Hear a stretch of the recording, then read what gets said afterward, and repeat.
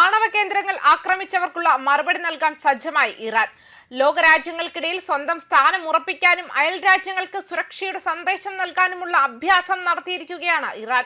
പ്രതിരോധത്തിലെ ഇറാന്റെ പുതിയ കരുത്ത് പശ്ചിമേഷ്യൻ സുരക്ഷാ സമവാക്യങ്ങളിൽ സുപ്രധാനമായ മാറ്റങ്ങൾക്ക് തുടക്കമിടുമെന്നാണ് വിദഗ്ധർ സൂചിപ്പിക്കുന്നത്.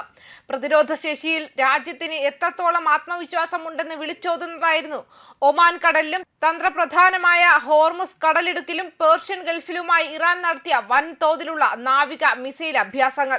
ഇസ്രായേലും അമേരിക്കയും ചേർന്ന് ഇറാനിയൻ ആണവ കേന്ദ്രങ്ങളിൽ ആക്രമണം നടത്തിയതിന് മാസങ്ങൾക്കകം നടന്ന ഈ സൈനിക പ്രകടനം ഭീഷണികളെ ചെറുക്കാനുള്ള ഇസ്ലാമിക റിപ്പബ്ലിക്കിന്റെ നിശ്ചയദാർഢ്യത്തിനുള്ള വ്യക്തമായ തെളിവാണ്.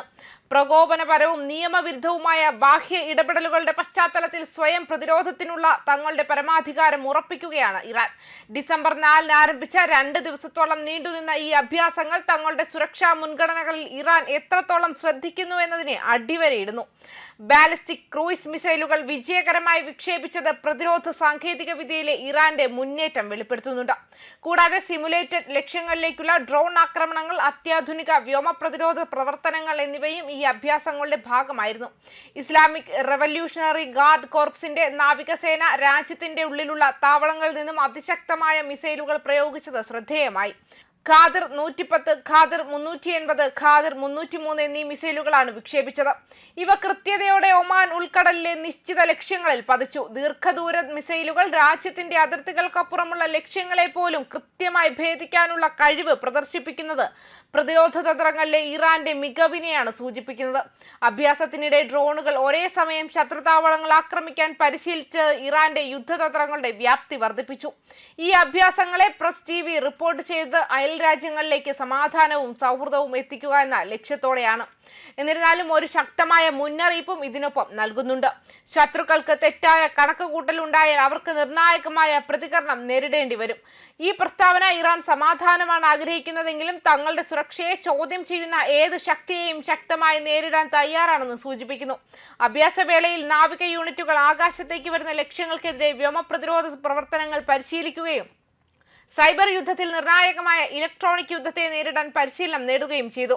കപ്പലധിഷ്ഠിത വ്യോമ പ്രതിരോധ സംവിധാനങ്ങളുടെ ഉപയോഗം നാവിക സുരക്ഷ ഉറപ്പാക്കുന്നതിൽ ഇറാൻ നൽകുന്ന പ്രാധാന്യം വ്യക്തമാക്കുന്നു.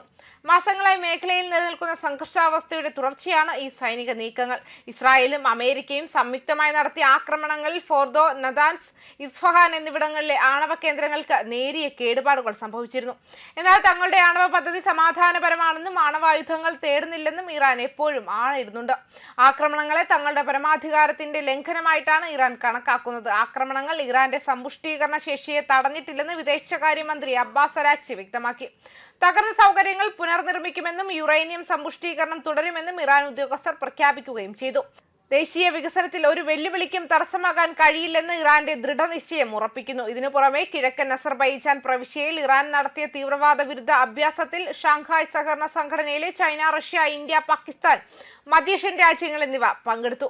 ഇത് ആഭ്യന്തര സുരക്ഷയിലും അന്താരാഷ്ട്ര സഹകരണത്തിലും ഇറാൻ നൽകുന്ന പ്രാധാന്യം വിളിച്ചോതുന്നു. മേഖലയിലെ സമാധാനത്തിന് എന്നും പ്രതിജ്ഞാബദ്ധമായിട്ടുള്ള രാജ്യമാണ് ഇറാൻ. എന്നാൽ തങ്ങളുടെ താൽപര്യങ്ങളെയും സുരക്ഷയെയും ഹനിക്കുന്ന ഒരു നീക്കത്തോടും രാജ്യം വിട്ടുവീഴ്ച ചെയ്യില്ല എന്ന ശക്തമായ സന്ദേശമാണ് ഈ നാവിക അഭ്യാസങ്ങൾ നൽകുന്നത്. തങ്ങളുടെ പ്രതിരോധ ശേഷി വർദ്ധിപ്പിക്കാനുള്ള ഈ നീക്കങ്ങൾ ബാഹ്യശക്തികളുടെ ഭീഷണികളെ വകവയ്ക്കാതെ സ്വന്തം പരമാധികാരം സംരക്ഷിക്കാനുള്ള ഒരു രാജ്യത്തിന്റെ സ്വാഭാവികമായ അവകാശമാണ്. ന്യൂസ് ഡെസ്ക് കർമ്മ ന്യൂസ്.